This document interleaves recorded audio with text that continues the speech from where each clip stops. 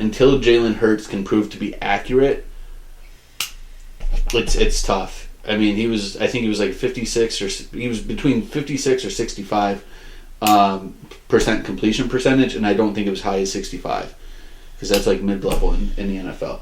My top 10, so my number 10, Deante Johnson, 25 years old, Juju's gone. Whether it's Pickett or Trubisky, as long as they can build rapport with Johnson, he's got good speed. He was number 8 last year. He had over 107 catches on 169 targets, 8 touchdowns, missed one game. Only one game did he have less than 10 fantasy points. So he's someone that I put at number 10, but easily could be top 5. Yeah. So, do you have him in your top 10 at all? Deante Johnson? Yeah.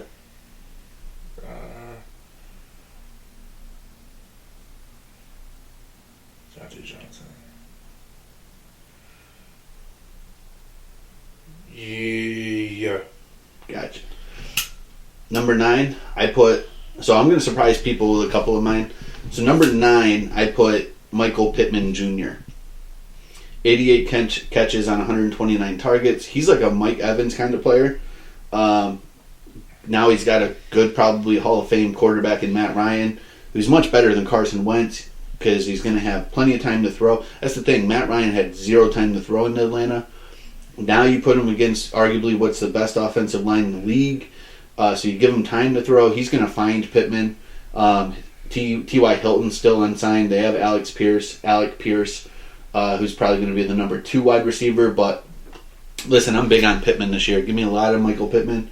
That's I'll tell you what. If you can get him, I would say if you can get him outside of if he's your wide receiver 2, you're fucking studding. You're like studrific. If you get him in the 3rd, I think that's really good value. Yeah. I think that's good value for him. So 3rd, 4th round is where I would consider taking Michael Pittman. Who's your number 9? My number 9 is Deante Johnson. Deante? Yeah. For all the right reasons? Yep. I respect it. I could easily flip-flop Deante and Michael Pittman. I just looked at the quarterback play and said, I'd rather have Matt Ryan than Mitch Trubisky. Number 8, I'm going to surprise you with 8. Who's your number 8? My number 8? Yeah. My number 8 is CeeDee Lamb. Wow. Well, I have CeeDee Lamb in my top 10, but I have him not at 8. I have Tyreek Hill. Okay. At 8. So, new team. Are you worried Tua's not be able to hit him?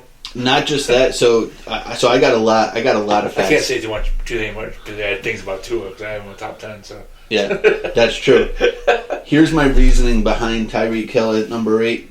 New team, new offense. The system is a replica of Kyle Shanahan's offense, so it's run heavy. Tua's inconsistent. We haven't seen him be like that true deep threat. He has injury concerns, so I know they have a quality backup. I forgot who that backup is, but I do look at that piece as well and say... Miami? Yeah. Brissett. Is it Jacoby? Yeah. They re-signed him? Huh? They re-signed Jacoby? Yeah. Oh, okay.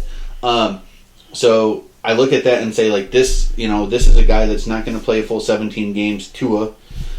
He's still going to be fantasy relevant. He's still someone you have to roster, but you can't expect him to have that production he had last year when he had a quarterback like Mahomes, because Tua's not Mahomes.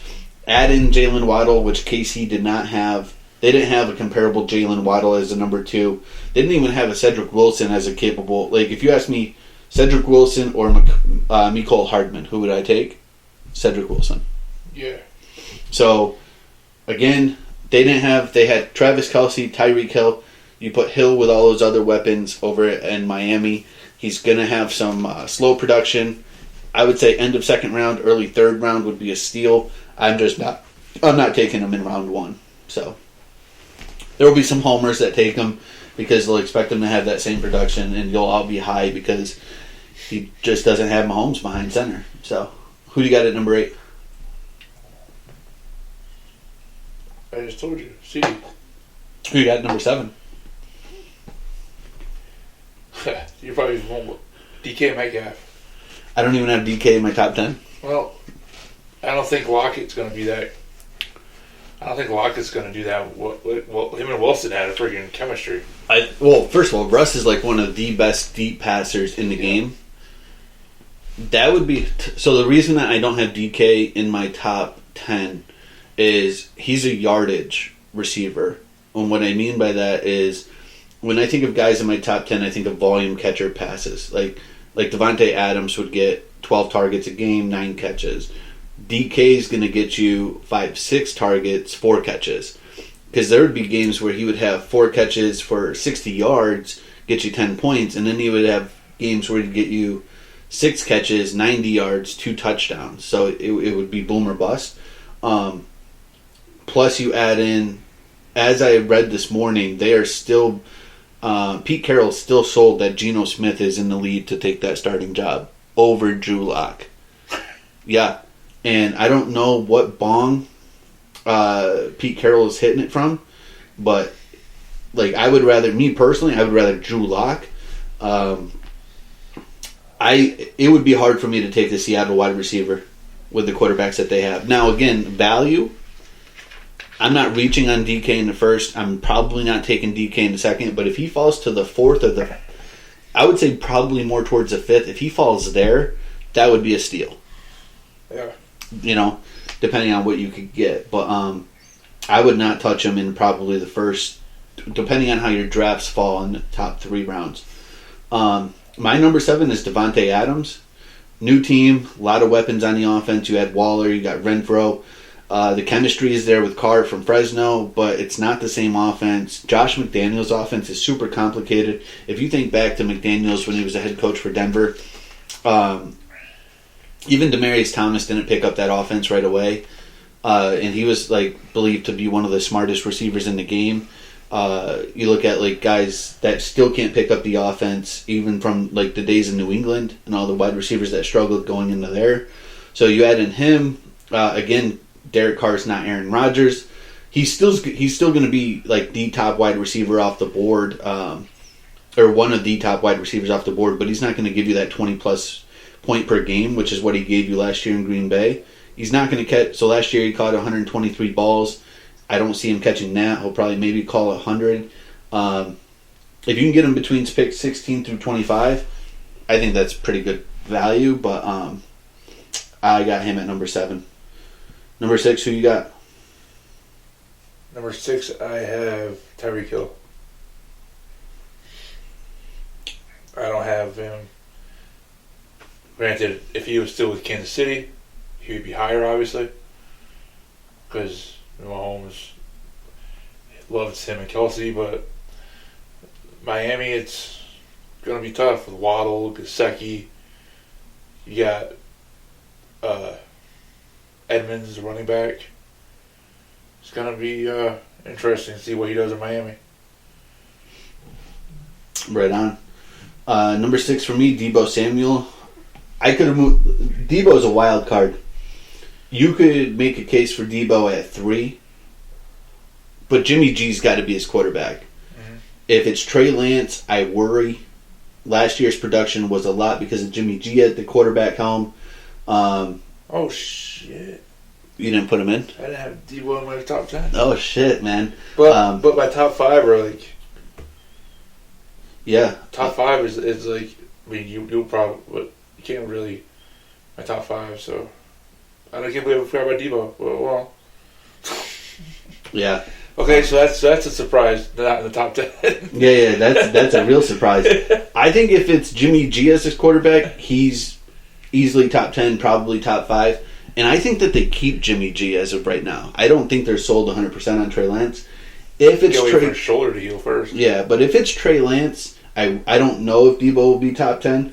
I figure he's not happy either. So yeah, you just don't know. But based on just talent alone and where he was last year to where he will be this year, he's still a top 10 talent. You just have to pretty much ride it out. But by the time people are drafting in August, you'll know what the story is behind Debo. So, what's your next one?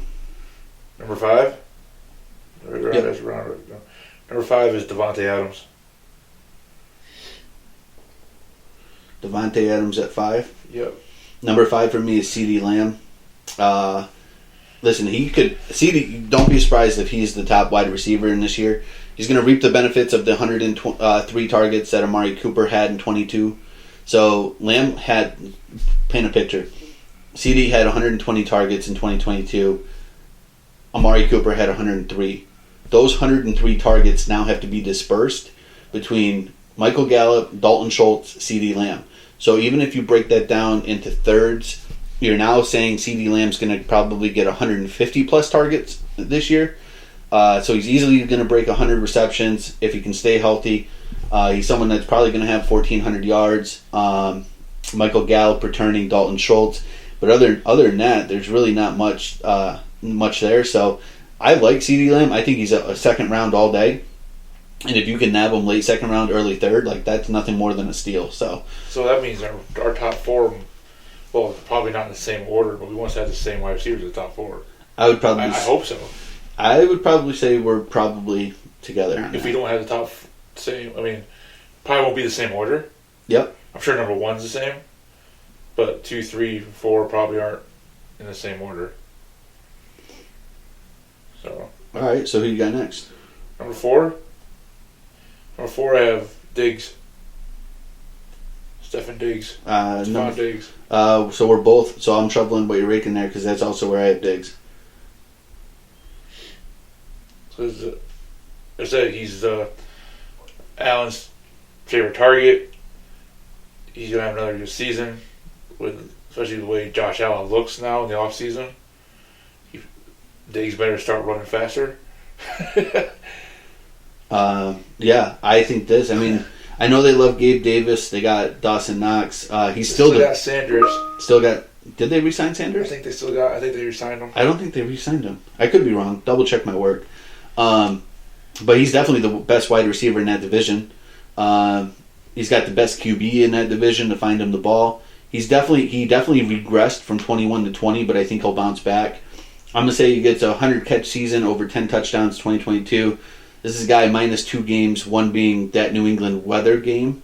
He only had one game where he didn't have double-digit points in fantasy. That one game in New England, he would have had double-digit points if he just caught that one fucking touchdown pass.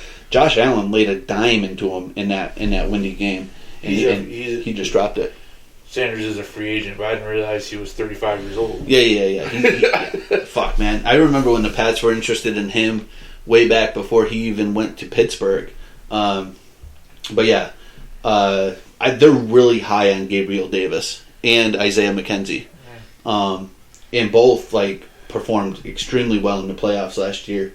So I agree with you at 4 though, Diggs. At number 3, it wouldn't surprise me if you have the same person, but I brought last year's number 1 wide receiver to number 3. So Cooper Kupp, twofold, adding in Allen Robinson. They're going to bring back Odell. I do believe the Super Bowl hangover is a real thing. I think the reason I'm putting Cooper Kupp at 3, first of all, he had a historic 191 targets in 2022 with 16 tutties. People are going to draft Cooper Kupp probably in the top 5 overall and expect him to have that same production or better, and that is not realistic. When guys have these remarkable seasons, the following season, 9 times out of 10 they regress. Lamar Jackson, a couple years back, MVP, won everybody fantasy football. What happened the next year? He regressed. I can make the case for even Brady. When Brady's been the top quarterback for fantasy, the following year, what happens? He's regressed. It won't surprise me if Jonathan Taylor, who I still think is the best back in the league, again, I could see him regressing. You had CMC, the top back, all of a sudden household name, everybody wants him at number 1. What happens? He regressed. He gets injured, right? So it's people are going to draft Cooper Kupp, be all excited. He's still going to be a number 1 wide receiver on your team, but if you're expecting him to give you that same production from last year, you're fucking off your rocker. He's not going to do it. Limit the expectations. He's still going to give you great numbers, but he's not going to give you those numbers that he had last year. It's just not going to happen. So, who's your number 3? Number 3, I am picking up what you were laying down. I have Cooper Kupp. No shit. Well, then that tells me that our 1 and 2 has got to be the same, or it's just in different orders.